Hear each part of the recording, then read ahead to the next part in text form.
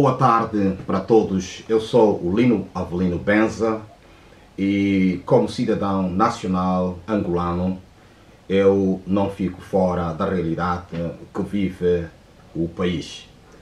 Endereço à Sua Excelência o Presidente da República, João Lourenço, as grandes saudações e melhorias no grande desempenho das suas funções e tendo a sua palavra de ordem a luta contra a corrupção. Estarei tecendo um tema que é preocupante acerca dos encerramentos de algumas igrejas não legalizadas no território nacional e aproveitando desde já também a falar um pouco, não no total, o que afeta o nosso país acerca da corrupção. Portanto, Angola é um Estado laico, isto quer dizer não ateu, agnóstico e não teocrático, ou seja, não é ateu, não se firma e que não acredita em Deus, nem é agnóstico ou agnóstico que está no meio, não acredita e está assim indeciso. E nem é teocrático, que é baseado apenas numa religião, apoiando apenas numa religião. O governo angolano apoia a liberdade religiosa segundo a Constituição da República Angolana.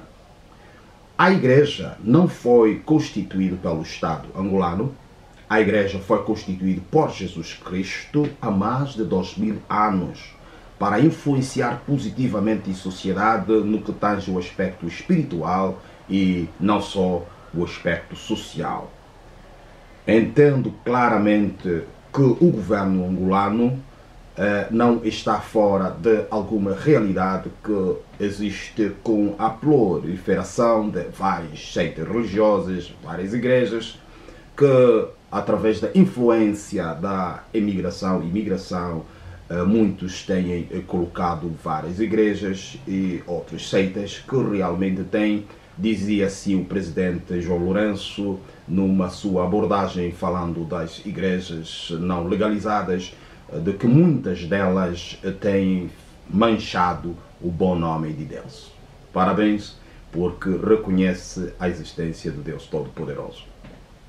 Por causa do surgimento de muitas seitas religiosas e que têm realizado práticas negativas como o aproveitamento financeiro dos membros, que maioritariamente são pobres, socialmente, financeiramente, aproveitando a boa-fé dos membros, lançando desafios com vendas de produtos, tais como as ditas águas de Israel, outras práticas, venda de lenços, inclusive vendas de óleos, ditos óleos ungidos. E entendo como ministro do Evangelho, são práticas fora do conhecimento de Jesus, porque entendo quando aquela mulher que tinha fluxo de sangue chegou perante Jesus com tanta fé, Jesus disse àquela mulher, quem me tocou? E no final ele disse, a tua fé te curou. O que seria de nós nesta fase? Nós estaríamos assim fazendo tanta propaganda no sentido daquela mulher proporcionar, dar o dinheiro por causa da sua cura. Ai da família daquela mulher, se fosse agora. Seria tantos montantes financeiros por causa da cura. O que seria daquele paralítico que estava no templo quando o Pedro e João estavam entrando no templo e de facto curaram aquele paralítico? Disse Pedro, não tem ouro nem prata, mas em nome de Jesus levanta-te e anda. Daria muito dinheiro. O que seria também daquele paralítico que estava, segundo João capítulo de número 5, quando estava junto ao templo de Betesda? Estava ali 38 anos doente e paralítico, mas Jesus disse, queres ser curado? Não houve nem água benta, nem água, tantos truques, não houve. Mas Jesus disse, levanta-te e toma a sua maca e anda. Portanto, o que seria quando Jesus ressuscitou a Lázaro? Seria um grande montante financeiro. Portanto, querido Presidente, entendo que a medida do Executivo em encerrar algumas igrejas não legalizadas e sem condições, motivada por práticas negativas, é aceitável, sendo um assunto delicado e como cidadão angolano, ministro do Evangelho, aproveito o ensejo em dizer que esta operação de encerramento é, na minha opinião, é prematuro. E eu creio que muitos também concordam. É prematuro ou existe outros mecanismos. Ponto número 1. A ilegalidade de uma igreja no contexto jurídico não deve permitir o encerramento das mesmas. O Estado laico, como o nosso país, o Estado deve facilitar e monitorizar cuidadosamente o surgimento das igrejas através de comissões credíveis, incluindo igrejas reconhecidas, membros de igrejas reconhecidas, líderes, para que de facto possam ver este caso de surgimento das novas igrejas ou denominações, podemos assim mencionar. Quando se observar práticas não aceitáveis, o Estado, em parceria com organizações ou aliança, ou podemos ainda dizer plataformas de igrejas reconhecidas, mais antigas, devem em conjunto avaliar a situação desta emergente igreja. Senhor Presidente, nem sempre a igreja legalizada no país é que possui requisitos divinos. Por isso é que eu disse que é um assunto delicado. Devemos lembrar, Senhor Presidente, que toda a igreja grande e legalizada, se conhecermos o seu historial, se verá que o seu comércio eram poucos membros e com o passar dos anos tomaram a grande expansão dos seus serviços a nível nacional e internacional.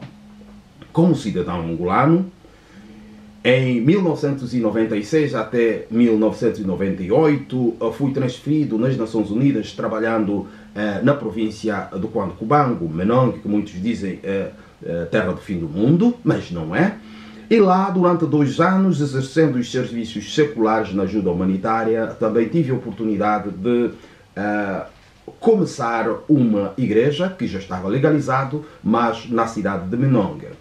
O seu começo foi um começo humilde no quintal de alguém e posteriormente não havia hipótese, reuníamos nas salas do Hospital Provincial de Menongue todos os sábados das 10 horas até as 12 horas e este começo humilde deu a permissão. Um dos dias surgiu aquela pessoa que era o vice-representante, o vice-líder, dizia-se o irmão Edmundo, o meu amigo, tem um local que ele fará de uma clínica, o antigo CRM, ou Centro de Recrutamento Militar, e estava um local abandonado e nós fomos para lá, fizemos uma pequena limpeza e sem condições mínimas demos início aos cultos e posteriormente o representante a nível da província, da denominação, assim o reverendo Júlio Vipanda, deu a permissão para nós fazermos os cultos aos domingos. Não tinha condições mínimas, um começo humilde. Neste preciso momento está ali uma grande igreja com estrutura, com grandes condições, mas se perguntar como foi o começo, foi um começo muito humilde. E assim esta igreja está expandindo em vários municípios, criando várias ou estabelecendo várias filiais. Na semelhança também foi em Luanda, nós tivemos a oportunidade de ser nomeado para ir numa subcongregação em que em um ano tivemos a oportunidade de evangelizar no quilômetro 25, isto é, na Viana, e estávamos, o primeiro dia foi por baixo de uma árvore. Quem visse aquele humilde não iria imaginar que agora existe uma construção devidamente com condições naquela localidade e vidas estão sendo influenciadas. Então, questão de igreja é uma questão que o governo não devia apenas tratar por si próprio. A polícia, enfim, devia chamar as outras entidades religiosas no sentido de resolver este problema delicado. Eu reconheço o Estado ao encerrar, ou eu recomendo de facto o Estado angolano em encerrar ou em reabrir estas igrejas encerradas, porque não sabemos que se neste conjunto estamos arrancando o trigo do joio. Da sugestão, é importante nós termos assim estas grandes cautelas. Senhor Presidente, carinhosamente chamado por muitos Geló, eu entendo que as igrejas em vários países, como o nosso, ajudam na pacificação dos espíritos e ajudou bastante e a manter uma sociedade com bons valores morais, e esta sociedade que dia após dia está subindo às grandes situações de degradações moral no nosso país. Nos países desenvolvidos, foi os princípios bíblicos, como o amor ao próximo, a filantropia, ajudando os pobres, criação de orfanatos, escolas, centros para idosos, casas de recuperações de tóxicos dependentes, e foi a igreja que de facto ajudou e tem ajudado o Estado a resolver vários problemas sociais. Portanto, o Estado deve se focar em assuntos relevantes como a saúde, como está a saúde, assuntos como estão os pagamentos dos funcionários, enfermeiros, doutores, um pagamento de modo a estimular os seus grandes empenhos. O Estado, de facto, também tem outros papéis, como a defesa, como de facto, como a polícia, como a justiça, como a agricultura, como o comércio, a abrir frentes para a busca de parceiros e investidores estrangeiros no sentido de manter forte a nossa economia e criar boas condições dos beneficiários da liderança que é o povo angolano. Portanto, existem países em que o governo ajuda nos serviços sociais que as igrejas desempenham. Pensemos em centros de desintoxicação da juventude entregue nas drogas e alcoolismo. Portanto, assassinatos, feitiçaria, violações e várias causas, sobretudo o alcoolismo, causando milhares de mortes por acidente de viação. Portanto, a questão angolana não é uma questão meramente política, mas precisamos de uma intervenção espiritual da mais alta instância divina. Alguns desejam uma estabilidade política, econômica e social. Como cidadão angolano e ministro do Evangelho, eu sou a favor da paz econômica, da diversificação da nossa economia e da busca de bons, competentes parceiros para o nosso país prosperar em todos os domínios.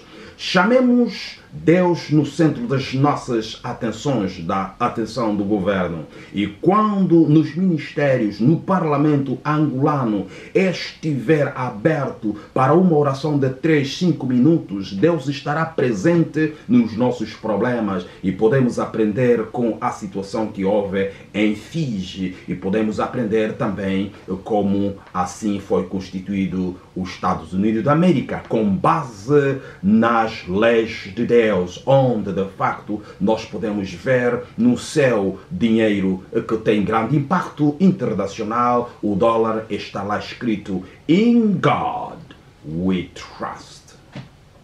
O Brasil, o seu presidente eleito, ele para ganhar, ele usou um verso da Bíblia Sagrada, e para os crentes a Bíblia é a Constituição da República, que se chama o Reino de Deus.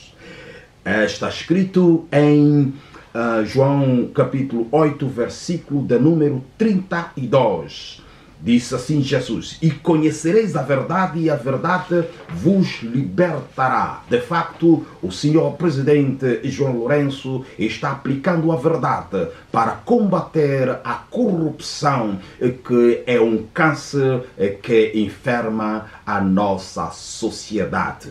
Portanto, esta é a nossa visão. Martin Luther King, ele foi um pastor e teve um sonho em ver um mundo em que os brancos estariam convivendo com os negros. E este sonho tornou uma realidade. Por isso, as igrejas são importantes, grandes para a ajuda do desenvolvimento de um determinado país. Eu acredito numa Angola próspera em todos os domínios, atraindo investidores, turistas, sendo um dos melhores países na África e não só para se viver. Temos tudo para ser um espelho, uma grande potência, não só nos recursos naturais, uma potência nos recursos humanos, porque temos pessoas smart ou pessoas inteligentes capazes de alavancar o nosso país, assim evitando muitas pessoas em grandes funções e que não pensam e que sempre estão dizendo sim, sim, sim, chefe. A estas pessoas, senhor presidente, tenha cuidado, porque estas pessoas em nada ajudarão para o progresso em termos de ideias. Esta é a primeira parte da nossa dissertação e nós teremos também a segunda parte. Muito obrigado e tenha uma boa